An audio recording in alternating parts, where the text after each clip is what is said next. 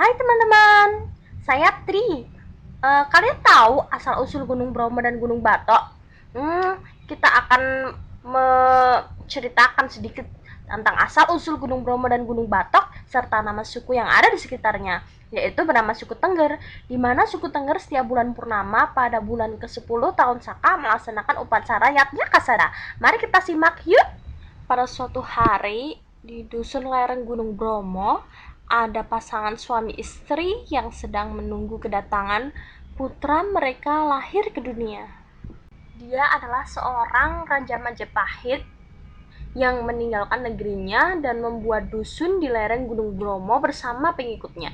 Karena dia berperang melawan putranya sendiri. Saat itu dia sedang menunggu istrinya yang akan melahirkan anak kedua mereka.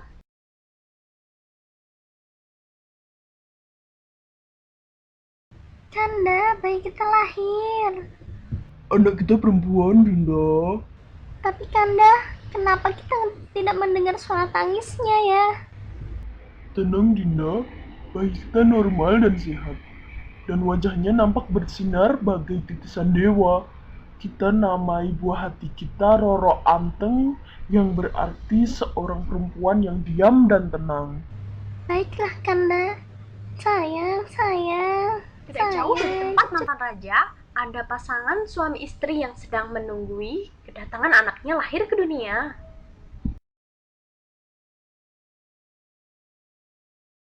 Oh, akhirnya kita mempunyai putra.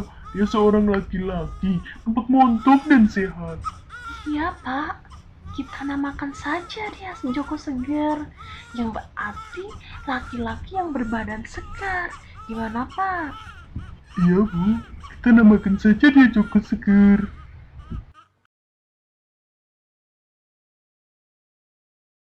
Kita selalu ke tempat ini yang segar. Aku senang kalau main ke tempat ini.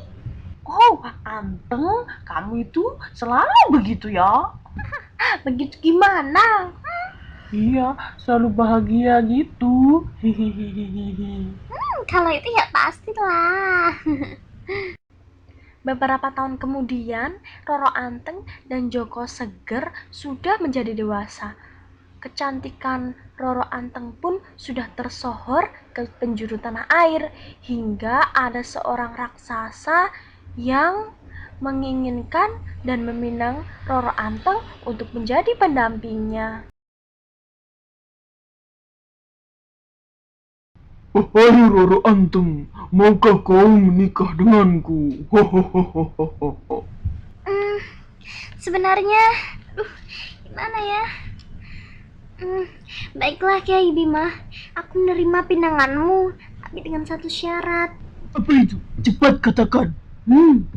Buatkan aku danau di atas Gunung Bromo. Jika kamu sanggup menyelesaikannya dalam satu malam, maka aku akan menikah denganmu. Tapi ingat, sebelum ayam berkokok, ya.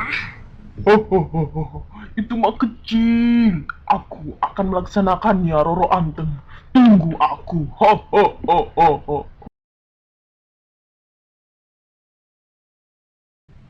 Aduh, gimana ini? Sebentar lagi Kiai Bima akan bisa menyelesaikannya. Aku harus berbuat sesuatu. Apa ya? Aduh, gimana ya? Oh iya, aku bisa membangunkan penduduk untuk menumbuk padi dan seperti suasana pagi. Ya, Dan aku lakukan. akhirnya pun Roro Anteng membangunkan penduduk desa untuk membakar jerami dan menumbuk padi hingga ayam pun berkokok dan terjadilah seperti suasana Apa ini? pagi. Sudah pagi. Aku gagal meminang Roro Anteng. Wah, Sebelum si raksasa atau Kiai Bima meninggalkan puncak Gunung Bromo, tempurung kelapa yang masih dipegangnya segera dilemparkan. Konon tempurung kelapa itu jatuh tertelungkup, kemudian menjelma menjadi sebuah gunung yang dinamakan Gunung Batok. Jalan yang dilalui raksasa itu menjadi sebuah sungai dan hingga kini masih terlihat di hutan pasir Gunung Batok.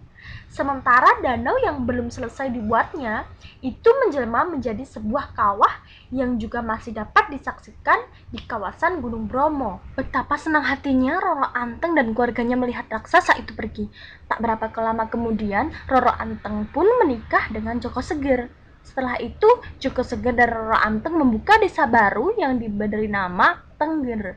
Nama desa itu diambil dari gabungan akhiran nama Anteng, yaitu Teng, dan Seger, yaitu Ger. Mereka pun hidup bahagia.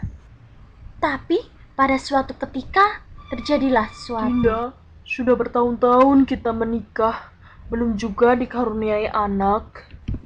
Sabarlah Kanda, jangan berputus asa. Kita serahkan semuanya kepada Tuhan Yang Maha Esa. Ya, Aku bersumpah, Dinda, jika Tuhan mengkaruniai aku 25 anak, aku berjanji akan mempersembahkan seorang anak untuk sesajen di kawah Gunung Bromo. Seketika itu muncul api dari dalam tanah kawah Gunung Bromo, seperti tanda bahwa doanya akan terkabul. Tidak lama setelah itu, Roro Anteng mengandung dan 9 bulan kemudian ia melahirkan anak kembar. Betapa bahagianya mereka, dan mereka terus melahirkan anak kembar di tahun-tahun berikutnya. Sampai kembar 3 yang terakhir hingga berjumlah 25 Wahai anak. anak-anakku, dulu ayah pernah bersumpah untuk mempersembahkan salah satu dari 25 anak yang sudah diberikan sebagai tanda syukur untuk kawah Gunung Bromo. Siapa yang harus aku persembahkan? Aku sayang kalian semua. Ampun ayah, ampun ayah, aku tidak mau. Iya, Aku tidak mau mati, aku juga ayah. tidak mau. Tidak mau. Enggak Ampun, mau. ampun ayah. Ayah, ampun ayah. Jika itu memang sudah menjadi nazar ayah, Ananda bersedia untuk dijadikan persembahan di kawah Gunung Bromo. Apakah kamu yakin, Dewa Kusuma? Iya ayah, Ananda rela berkorban demi menyelamatkan dusun ini dan seluruh isinya. Tapi Ananda punya satu permintaan ayah. Apakah permintaanmu, putraku? Tolong ceburkan aku ke kawah itu pada tanggal 14 bulan Kasada penanggalan Jawa, dan setiap tahun pada bulan dan tanggal tersebut diberi sesajen berupa hasil bumi dan ternak yang dihasilkan oleh ke-24 saudaraku. Ayah, Baiklah, anakku. permintaan Dewa Kesuma pun diterima oleh seluruh anggota keluarganya. Pada tanggal 14 bulan Kasada, Dewa Kusuma pun diceburkan ke kawah Gunung Bromo dengan diiringi isak tangis oleh seluruh keluarganya. Nazar Joko Seger pun terlaksana, sehingga dusun itu atau kini yang dikenal dengan nama Desa Tengger terhindar dari bencana.